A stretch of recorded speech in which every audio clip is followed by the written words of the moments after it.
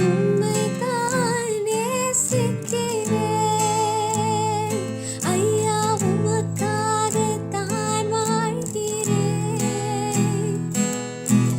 உம்மைத்தான் நேசிக்கிறேன்,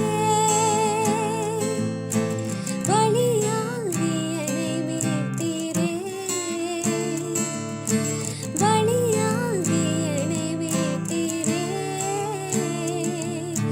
பரலோகம் திறந்தீரையா,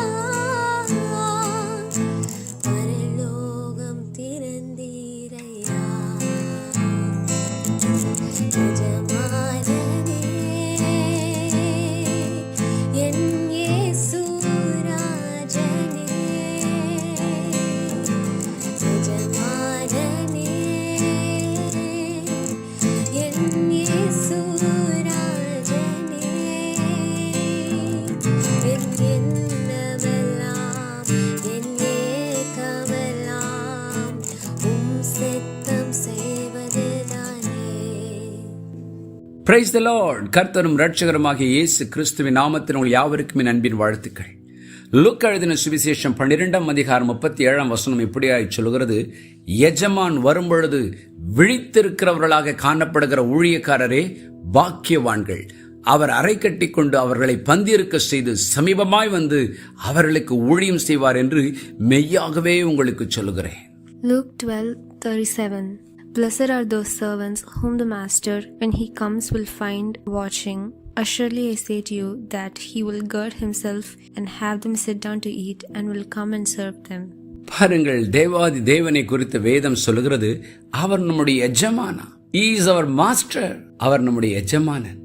ஒவ்வொரு நாளும் நம்முடைய இருதயத்தில் அந்த எண்ணம் இருக்கட்டும். ஒரு பக்கம் அவர் பரமபிதா தான், மறுபக்கம் தேற்றர பாலன் தான், மறுபக்கம் நமக்கு அவர் இரட்சகர் தான். எல்லாம் உண்மைத்தான். அதைவிட பெரிய உண்மை, அவர் நம்முடைய எஜமானன். அவரே நம்முடைய சகல காரியங்களையும் ஆளுகை செய்கிறவர். பிரியமானவர்களே, ஆகவே தான் வேதம் தேவனை குறித்து சொல்லும் பொழுது அவர் எஜமானன் என்று சொல்கிறது. ஒரு காரியம் என்னை ஆச்சரியப்படுத்தினது, எஜமானுக்கு கீழ்ப்படிந்து விசுவாசத்தோடு உண்மையும் உத்தமமாய் ஊழியம் செய்கிற ஊழியக்காரர்களுக்கு அவர் வந்து என்ன செய்வாராம், அவர் ஒரு ஊழியக்காரனை போல அவர்களை பந்தீர்க்க செய்து அவர்களை கனப்படுத்துவாராம். எவ்வளவு நல்ல எஜமான் பாருங்கள். ஆகவே தான் இயேசு கிறிஸ்து இந்த பூமியில் இருந்த நாட்களில் தன் சீடனுடைய கால்களை கழுவினார். தேவன் எதிர்பார்க்கிற ஒரு வாழ்க்கை உண்மையும் உத்தமமான வாழ்க்கை. ஆகவே தான் மத்தேயு 24:46 சொல்கிறது, எஜமான் வரும்பொழுது அப்படி செய்கிறவனாக காணப்படுகிற ஊழியக்காரனே பாக்கியவான். Matthew 24:46. Blessed is that servant whom his master, when he comes, will find so doing.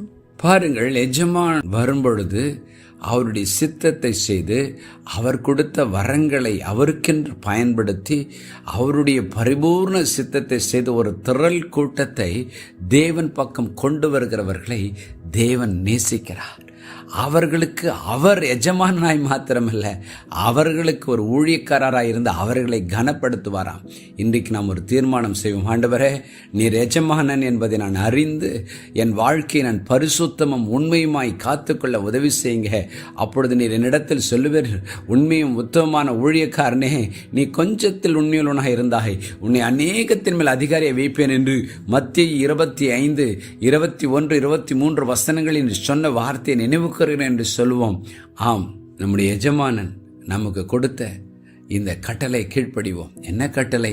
உலகமெங்கு புறப்பட்டு போய் சகல ஜாதிகளையும் ஸ்ரீஷராக்கி பிதா குமாரன் பரிசுத்தாவின் நாமத்தில் அவர்களுக்கு ஞானஸ்நானம் கொடுத்து நான் கட்டளையிட்ட யாவையும் அவர்கள் கைக்கொள்ளும்படி உபதேசம் பண்ணுங்கள் என்று சொன்னீர். ஆண்டவரே, நீர் எங்களுக்கு கொடுத்த அந்த கட்டளையை நாங்கள் உண்மையும் உத்தவமாய் அநேகருக்கு அந்த சத்தியத்தை சொல்லி பாவத்திறந்த விடுதலை பண்ணி பரிசுத்த வாழ்க்கைக்கு அழைத்து செல்கிற ஒரு கிருபை எங்கள் ஒவ்வொருவருக்கும் தாரும் என்று சொல்லி ஜெபம் பண்ணுவோம். நிச்சயம் தருவார். ஜெபம் பண்ணுவோமா? பரலோக பிதாவே, நீர் எங்கள் எஜமானன் அப்பா. ஆண்டவரே, உம்முடைய சத்தத்தை கேட்டு உம்முடைய சித்தத்தை செய்கிற மனிதர்களாய் பிள்ளைகளாய் எங்களை மாற்றும் ஆண்டவரே.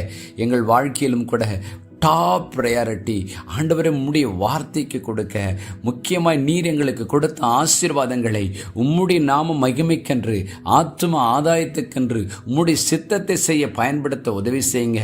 நீர் கொடுத்த நேரம், நீர் கொடுத்த தாளந்துகள், நீர் கொடுத்த ஆசீர்வாதங்கள் எல்லாவற்றையும் அப்பா சித்தத்துக்கென்று பயன்படுத்த உதவி செய்யுங்க.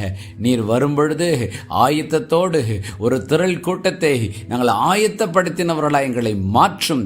அதற்கென்று எங்கள் குடும்பம், நீர் எங்களுக்கு கொடுத்த எல்லா ஆசீர்வாதங்களையும் உம்முடைய கரத்தில் கொடுக்கிறோம். எங்களையே உம்முடைய கரத்தில் கொடுக்கிறோம். எங்களை ஆசீர்வதித்து பயன்படுத்தும். இயேசுவின் நாமத்தில் பிதாவே, ஆமென்.